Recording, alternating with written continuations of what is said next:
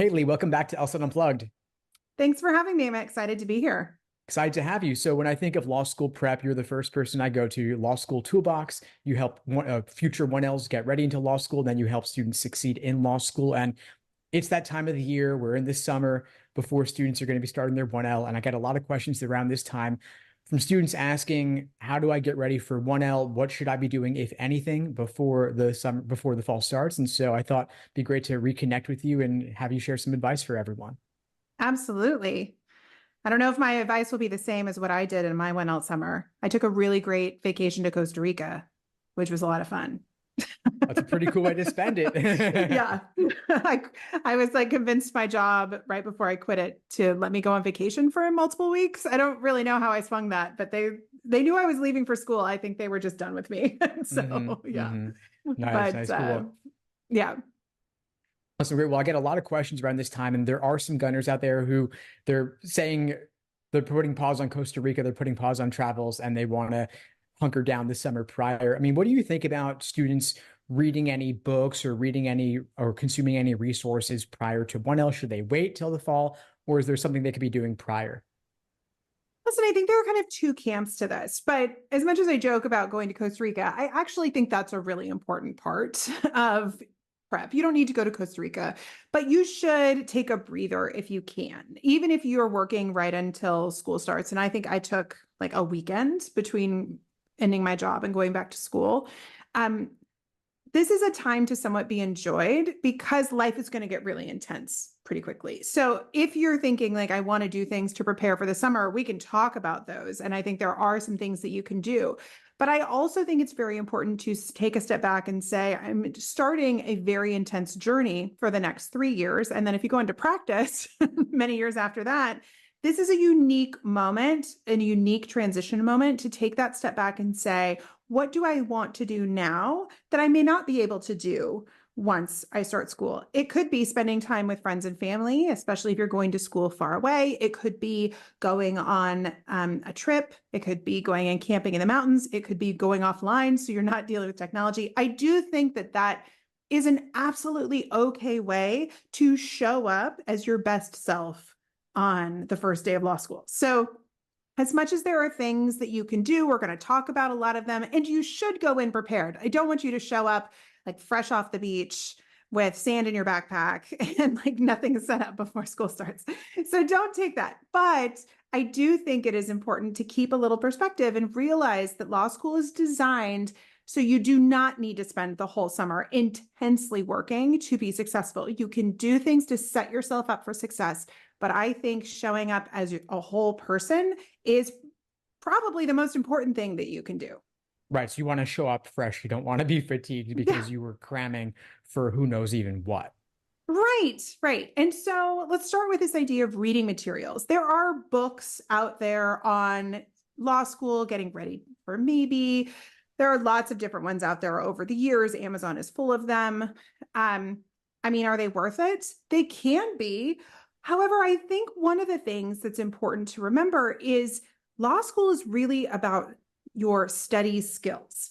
And so one of the things that you need to do is understand, the law school experience, maybe understand what is going to be required for you, but no one book or course. I mean, I even have a course. We'll talk about it later, but like I have a course. It's not like the end all be all, right?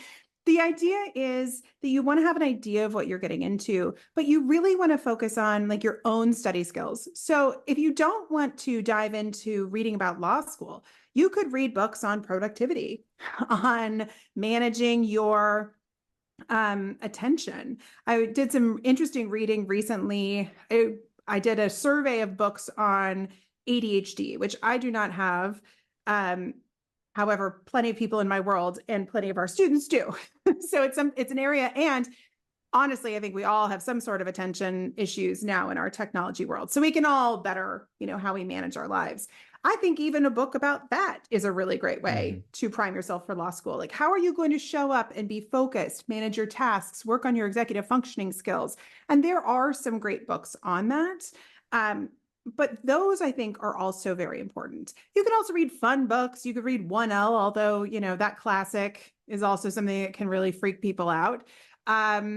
You can, read books on the law. Although honestly, I just don't think that's the best use of time, because the thing is, you're going to law school to study the law, and you can Hmm. read a book on torts, sure, but you don't know how your professor is going to present torts. And what you're really being tested on is what your professor is going to, give you as their, you can't really interpret the law, but what they think is important that is covered in torts. And so if you come in having read all of these horn books and with all this information, and then you're like, why is she teaching it differently? That can also be stressful. So you don't need to pre-study for your entire 1L semester over the summer. The other thing that I think can be really helpful is just reading hard things. So I'm a big fan of nonfiction. I read a lot of nonfiction. And, sometimes I read challenging nonfiction where the type is really tiny and you just slowly, you work on those books for a very long period of time. Usually have multiple books going at once. That is a great thing to work on, because you're going to do a lot of reading, and a lot of reading that's going to be slow and deliberate. So kind of challenging yourself to read something dense, to see how you retain that information, that can be a great exercise. So just read something that is denser than you would usually read. It could be a good time for a beach read on your vacation where you're trying to recuperate, but maybe you read something a bit more challenging outside of that to kind of get back into those skills, especially if you've been out of school for a while. I think that, it can be a challenge when you've been out of school to get back into this habit of reading dense material on a daily basis. That was a very long-winded response to your question, but there's no magic bullet of what you should be reading. But what you should not do is try and learn a whole bunch of law for the entirety of the first semester, because that's not really your job showing up as a 1L. Your job is to show up as your best self, ready to work. And that's really your job. Right. No, this is really helpful. So what I'm taking away from this big picture is that rather than cramming information or specific facts, it's more about building your skills in general, whether it's focus, whether it's interpreting difficult, dense text, getting back into a little bit more of an academic mindset if you haven't been reading in recent years. So maybe what I'm hearing more about skills rather than information. And so which brings me to something I want to ask you about, which is I know that in law school itself, once students get there, they're going to have to do hundreds of pages of reading. They're looking at these cases, again, difficult, dense text. What do you tell students with regard to note taking or case briefing? Are those skills they can learn prior to law school? Absolutely. And this is something we do focus on in our Start Law School Right course, which we have on the Law School Toolbox, is this idea of what do notes look like in a class, and what's helpful. So here's the thing in the age of the laptop. And I'm not so far removed from law school that I did have a laptop and I made these mistakes when I was in law school as well. It really becomes tempting to dictate or to do dictation, right? To just be saying I'm going to type every single thing that's coming out of my professor's mouth, especially if it sounds foreign to me, because I'm not really internalizing it. I'm just writing it down. And that is a huge mistake, in my opinion, when you think about taking notes. So one of the things we do in our course is we have a mock Socratic method lecture, and you're supposed to try to take notes on that lecture. And then you evaluate your notes. And for me, I am still a very big proponent of taking notes by hand. If you don't want to use paper, I think using a Kindle Scribe or some sort of technology that helps you take those notes is a good idea. But we know from data that you retain more when you handwrite it, and you do not retain when you type in the same way. I mean, we've all sent emails and have no recollection of sending them. I mean, maybe it's just me, but Right. most of us do that, right? So I still like this idea that you're going to want to try and take notes by hand. Now, that's going to make a lot of people uncomfortable because you cannot take those scribe dictation type notes, because you're going to have to pay attention and edit what's coming at you. But that is part of the learning.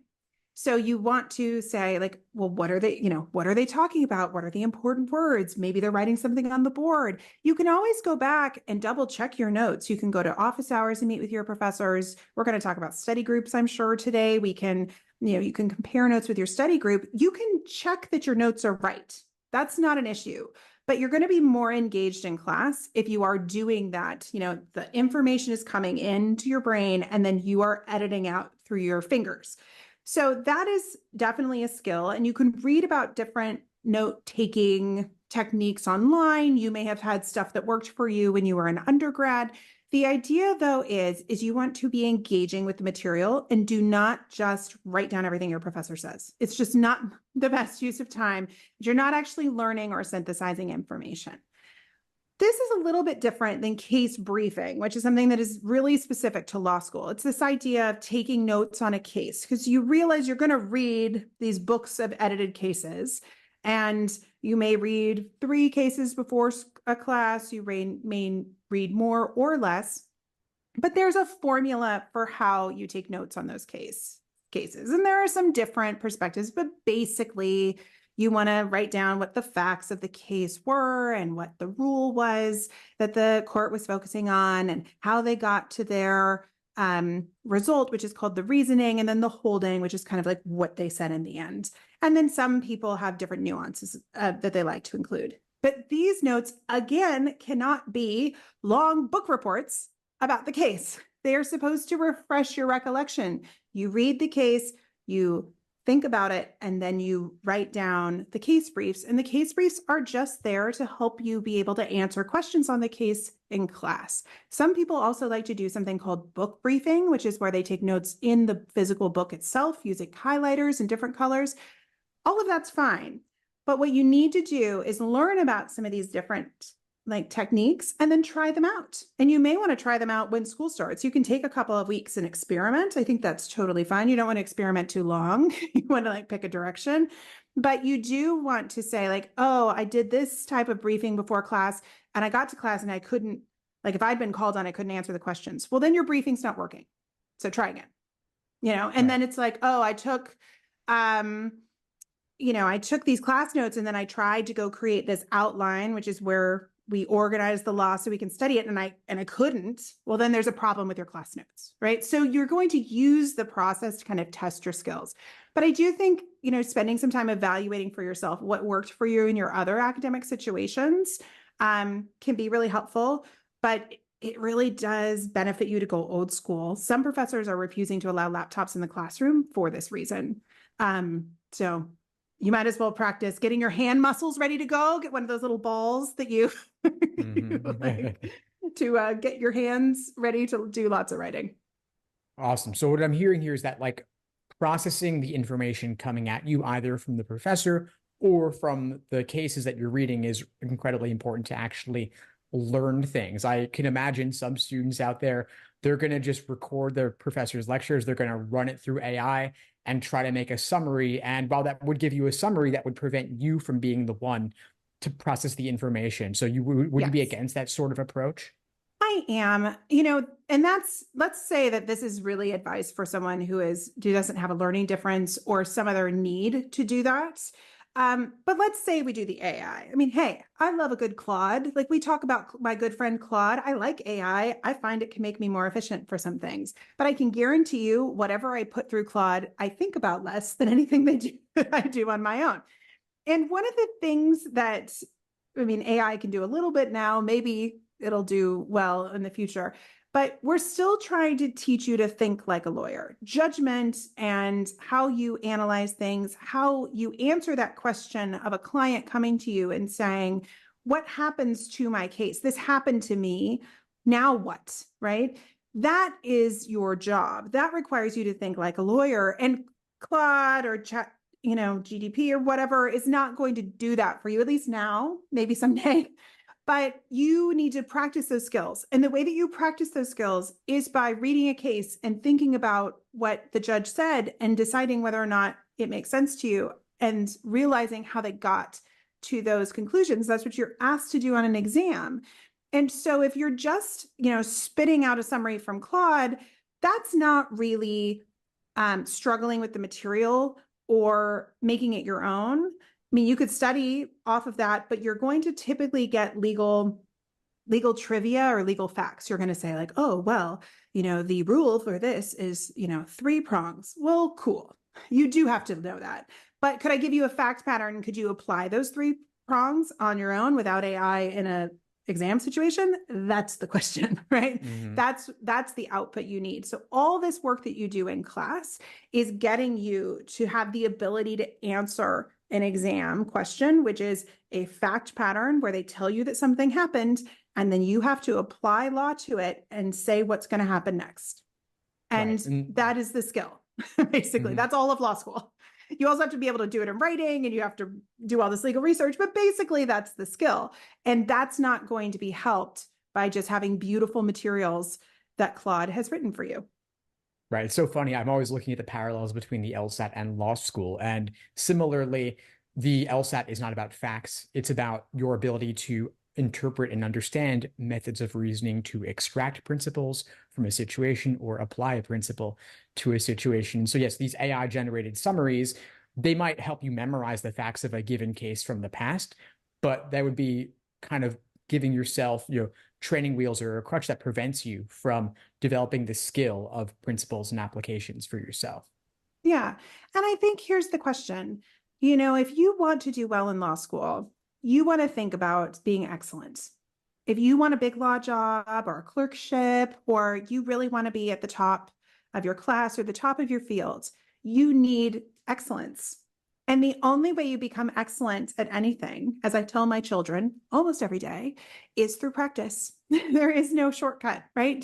My son plays the guitar. The only way he gets better at the guitar is by practicing it, right? He can take Mhm. classes. He's got a guitar teacher, but when it all comes down to it, it's what he does, right? To practice every day, to create that muscle memory, to, get his fingers tough, like all of that, right? And this is a professional school. And if you want to be excellent at what you do, then you're going to have to practice. And you do that in class, you do that for your exams, and then you do that as you get further and further in your legal career with externships and things like that. But the best lawyers I know all practice. And that is something you want to invest in. You're spending a fortune on this experience, a fortune. If you could just do it with AI, don't go to law school. It's like you're cheating yourself out of the experience of being in class. Once I calculated what the per hour cost of each class was to make myself pay attention. Because I was like, if I am like surfing the internet, what am I really paying for? And it's a lot of money per hour of class if you do that math. Of course, yeah, I'm sure it is. Now, one area where AI could not help you is if you get called on in class. And Oh, so true. there's this Socratic method that some professors use. I'm curious, is that still relevant? I've heard some talk of some criticism of it, that putting students on the spot, some professors are maybe moving away from it. Does it still happen in law school? And of course, I'm imagining that if you had AI do all the work for you, you're going to be in trouble in the line of fire when it comes up. Yeah, I think there are the old school professors who are still adhering to it. Then there's kind of the hybrid model, which is you may know you will be on call. So they might be going row by row. So you know when you're going to be on call. And then there are some professors who are just taking volunteers and they're not putting anyone on call anymore. The idea of the Socratic method is you teach through asking questions and soliciting information instead of just lecturing and having people take notes. For some people, it's very torturous. Especially if you have a lot of social anxiety. And for others, they really like it. It's supposed to be an engaging way to teach, but a lot of people find it very intimidating. I think the only thing to realize about the Socratic method is probably depending on what class you're in, so there's going to be some sort of participation element to it. So you're going to need to speak in class, whether or not you get cold called, which means you have no idea that it's coming, or if you volunteer. If you don't do any of those things, it's likely that you're not going to get participation points for your class. And you might feel like an idiot. I mean, I did. The first time I got cold called was in criminal law. And it was one of those moments where I was frantically typing the question. This is when I was scribing. So I was like frantically typing the question. And I thought in my head, wow, I have no idea. And then I hear my name. And I was like, oh no. so so I kind of like look up and I just start talking, not always the best tactic. I just start talking and I just start like repeating facts. And after a while, my professor says, well, my name was Fowler. Then he's like, Miss Fowler, thank you for that recitation of the facts, but has nothing to do with whatever I'm asking you. And I was like, and then he let me go because I must have looked so sad that he was like, fine, I will leave you be. I was mortified. I took this home. I was like, told my parents are lawyers. I was on the phone. I was like, oh my gosh, da, da, da, this professor's going to hate me. Then the next year, the professor recommended me for something. And I went to him and I said, I can't believe that you think that highly of me. And he's like, what are you talking about? I confess about this, moment that was very pivotal in my legal career. And he had no idea what I was talking about. Absolutely none, because he did that to everyone all day, every day. He could not file away who felt like they, were completely lost. And so that is really what you're fighting against with the Socratic method. Your own interpretation of, how you're doing, and then everyone else. If you screw up, everyone's just glad it's not them. So like nobody's going to remember. And the professor is so busy, they have no idea. Like they're not worried about it. But being put on the spot and needing to speak as eloquently as you can and come up with an answer, that is also part of most most of the experience of being a lawyer. Most people have to do that in their job, even if you don't do it in court. So again, you got to kind of suffer through it to work on your skills. And it's about skills. So it is a little scary. Like I said, we have a sample Socratic method lecture that I think can ease the burden on some folks because they have an idea of like what it might be like. But the reality is you just can't take it too seriously. It might feel like, it's a life or death moment, but it only is for you. No one else is going to ever remember. Right. So it sounds like even if it's stressful or embarrassing in the moment to be under that sort of pressure, it may not impact your grade and no one's going to care about it in the future. And you're thinking more about it than anyone else is. Everyone else is just hoping they're not going to get called on next. Yeah, exactly. Now, if your professor catches you completely unprepared for class over and over again, then they're going to be pretty annoyed and they might remember that. But if you just kind of feel like you bombed it, I mean, nobody's going to remember except you, clearly, because it was a long time ago that I was in my 1L year. I mean, I used to know the case. I mean, I was very silly. That's fine. Cool. That's good. Now, you mentioned if someone is unprepared for class again and again, and of course they're assigning an enormous, ridiculous amount of reading, right? So yes, how do students strike the balance between fulfilling their obligations, for their study groups while also doing all the reading and doing other preparation? How do students manage the time, or how do you recommend they manage the time when there's just such an enormous amount of work assigned, maybe more than students have ever encountered in the past? Yeah, this is time to lean into your executive functioning skills. And if you don't have great executive functioning skills, that's okay. You need to figure out how to have some because you need to be able to track your time of how you're spending your time. You need to have a calendar where you block out times of study. You need to work on distractions.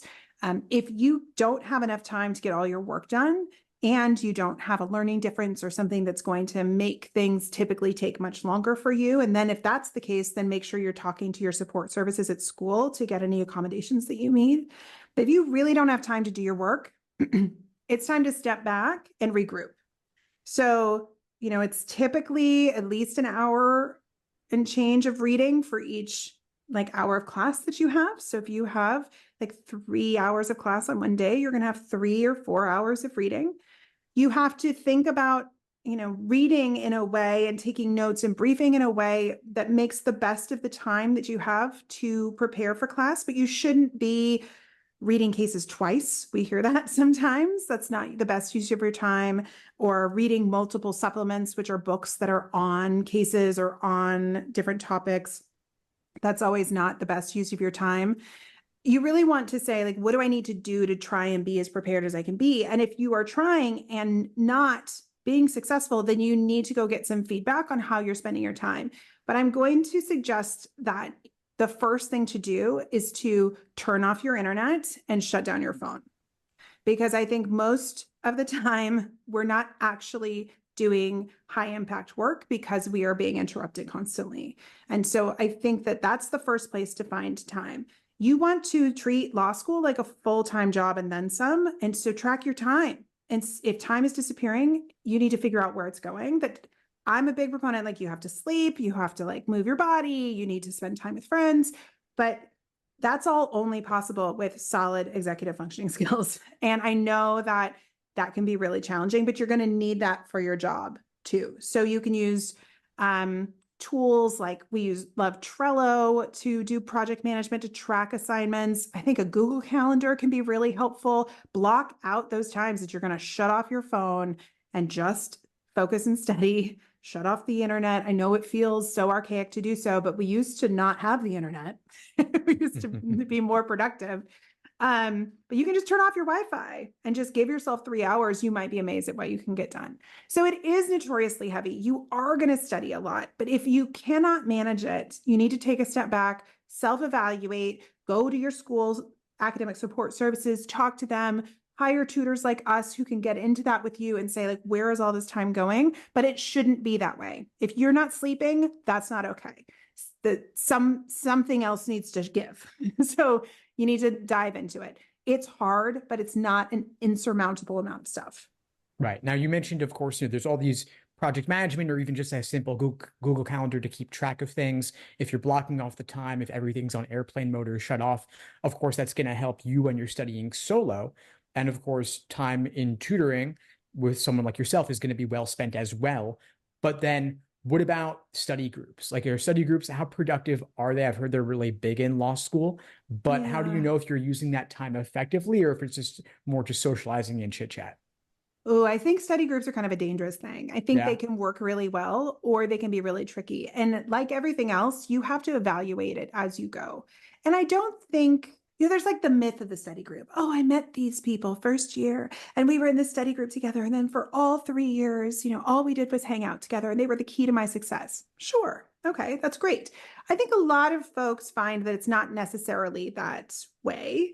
It can be a couple of people that you like to work with. It can be a few people in a certain class. Like I had different groups of friends that I would study with for kind of different reasons.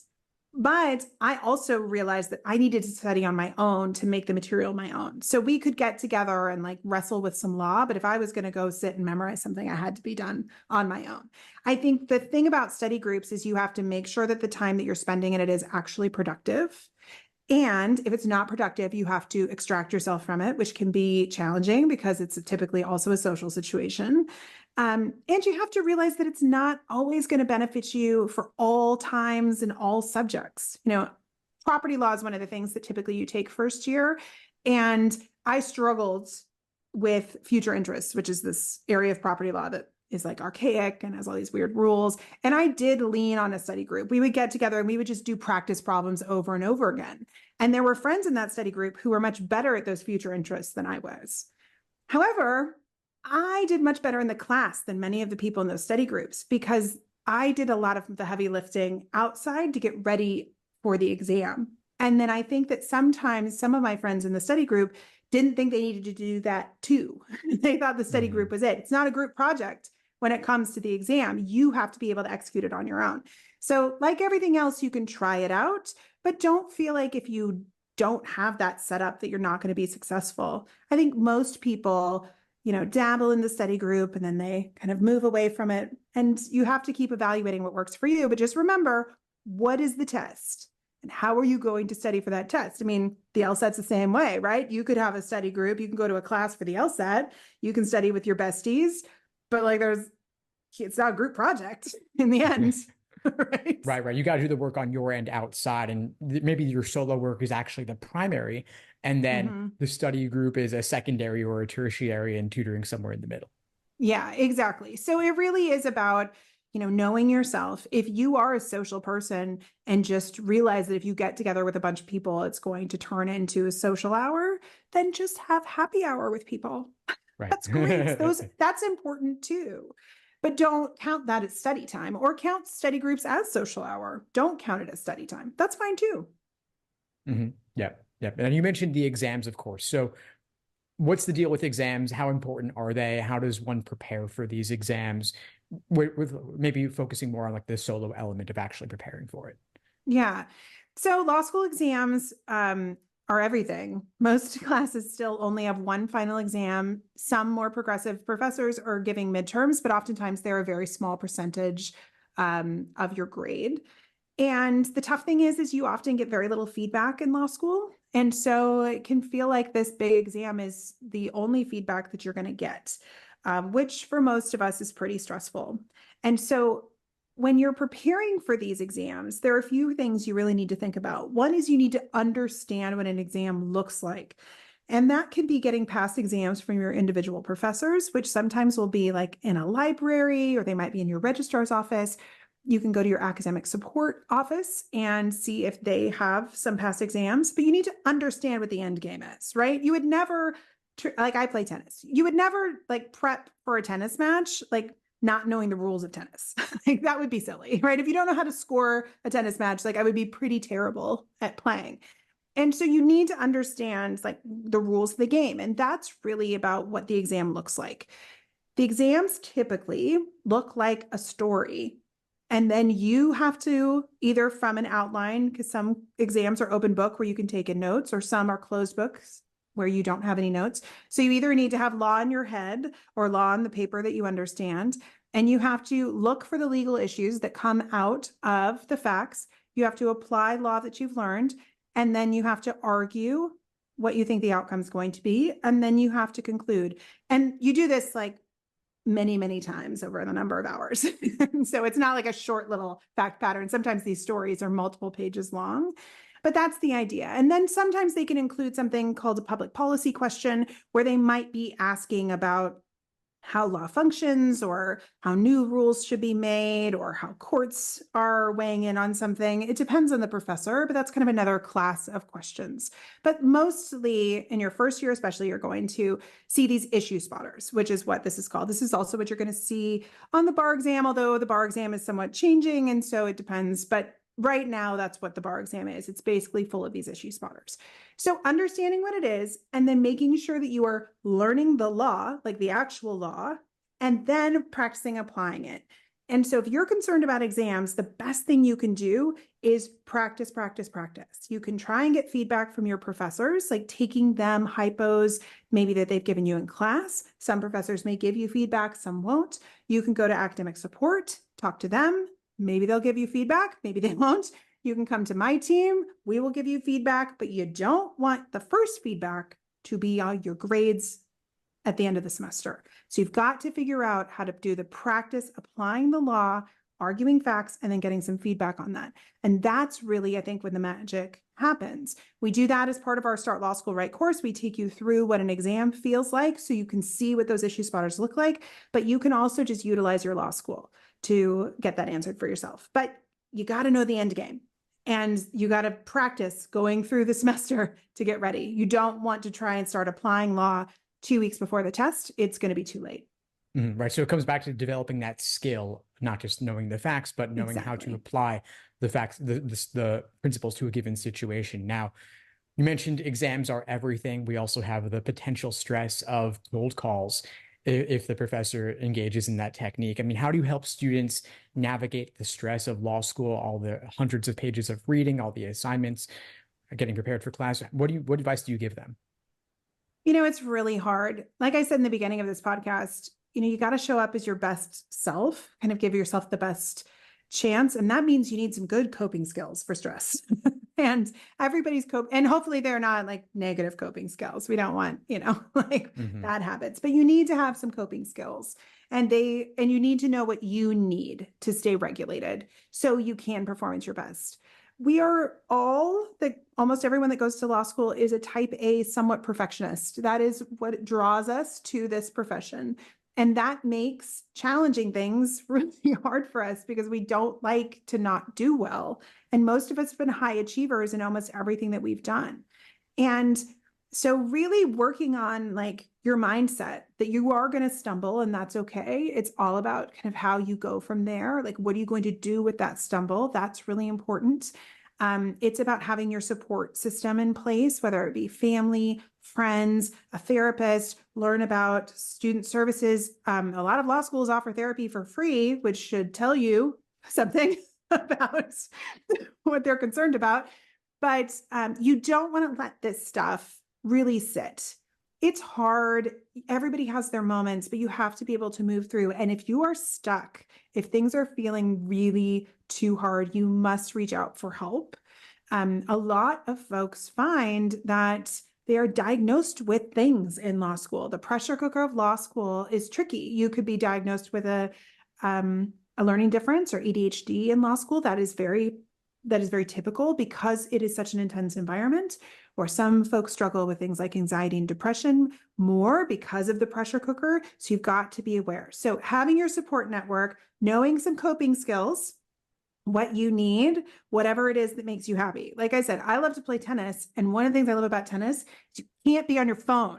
I love it. I love it. My phone has to be like on the side for as long as I play.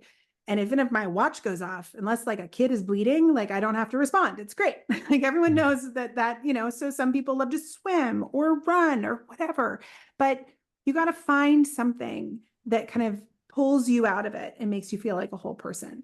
I went to law school in an area where I had other friends outside of school. So they were one of my kind of anchors to reality. Like I would say, like, please go hiking with me and talk to me about something other than school, because I didn't really want all of my waking moments to be about school. But my business partner, Allison, on our podcast talks a lot about the fact that she went through a period where she was really struggling with sleep due to stress. She had crazy insomnia. She finally ended up going to the doctor because they were like, you're spiraling into depression just from lack of sleep. You have to get some help. So yes, it's stressful, but it's also about this self-awareness, like checking in with yourself. I read an interesting book a while back that talked about putting on your calendar appointments to check in with yourself about different things. So if you're trying to reach a goal, like a professional goal, it can be like, okay, in 2 months, I'm going to evaluate how my goal is going.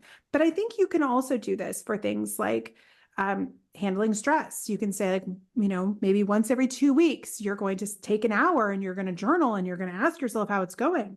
And you might be like, uh-oh, and then you're going to go reach out for help. But the mental health aspect and the stress management aspect of law school is incredibly important. And you need to make sure that you can show up at your best self. So if you're sick all the time because you're not taking good care of your body, like you're not going to be able to show up as your best self. If you're so stressed and so tired because you're not sleeping and you have terrible insomnia, you're not going to be able to be at your best. So you don't have to be perfect. You just have to be able to kind of show up and be honest about where you are. It is really, really hard. I think it's one of the harder things in life, generally speaking, but you got to find your coping mechanisms. So true. And thank you for shedding light on this important area, often overlooked. And so much of what you said also applies to LSAT preparation. And students, LSAT prep may not be as immersive as law school is, but I know for some folks it is. Some students are doing nothing but LSAT 8, 9 hours a day. And I'm telling them, take it down a couple levels. You don't need to burn yourself out on this. And of course, taking time for sleep, diet, exercise, relaxation, getting out of that bubble and talking to some people who are not doing the same exact thing you're doing. Maybe spending less time on Reddit, for example, Oh where my people gosh, can go yeah. into those rabbit holes. Yeah. I mean, Reddit, social media. Whew, I mean, really, Mhm. I just read that book, The Anxious Generation. Have you read that one yet? I'm Jonathan Haidt, right? Yeah, I'm familiar with it. Yes. Yeah. Yes. So highly recommend it to read not during the school year, but you can read it before or after. But it really is interesting to read his discussion of, what social media is kind of doing to adolescents, but we also need to be aware of how much time we are giving that. I mean, it makes so often, again, if we think our time or our attention is disappearing, it's sobering to ask yourself where it goes. Yep. And if you're starting to feel super distracted, turn off all your notifications and see, how that feels. I mean, you can really start to kind of gauge this. And I mean, for LSAT prep, I studied for the LSAT while working full time. And yeah, that's an intense schedule to keep. It really is. And so you have to be really aware of how you're doing and check in with yourself. If it's not going well, you need to pause and regroup and ask for help. As much as we would like to think that we are all snowflakes who are having our own unique experience, we are, but many people have also done these things before us. And so we can learn from others who can help guide us when we are having our struggles. Exactly. And so one way to mitigate some of that stress of law schools, of course, to prepare in advance, start developing those skills, setting yourself up for success. Which, this has been an amazing conversation, Lee. Thank you for sharing your insights in so many areas. If students are interested in getting some of that support prior to law school with your courses and then getting some tutoring from your company in law school itself, what's the best way for them to connect with you? And could you share a little more about what the summer course in particular involves? Absolutely. So you can find us at lawschooltoolbox.com. We also have a very popular podcast with like a couple million downloads or something now. I don't know how that's Wow. even possible. But it's called the Law School Toolbox Podcast. We have tons of great information in there. And you can even go on our website into our podcast page and search for just the episodes on getting ready for law school, if that's where you are in this process. But ton of free resources in there. We even talk a little bit about law. If you really want to get some snack, I call them study snacks, where I would just talk about like a little law, you can go on there and I've got lectures on the podcast as well. What we do as an organization is we offer courses, tools, and one-on-one tutoring for folks in law school and those studying for the California and UBE and future next gen bar exam. For our law school offerings, we have something called the Start Law School Right course, which is an on-demand course, which does involve feedback from our tutors. And we really walk you through the life cycle of law school. So you get a sample of what it's like to listen to a lecture, what it's like to take class notes, what it's like to outline, and then what it's like to write an answer. And we do it in a very small universe, so it's not overwhelming.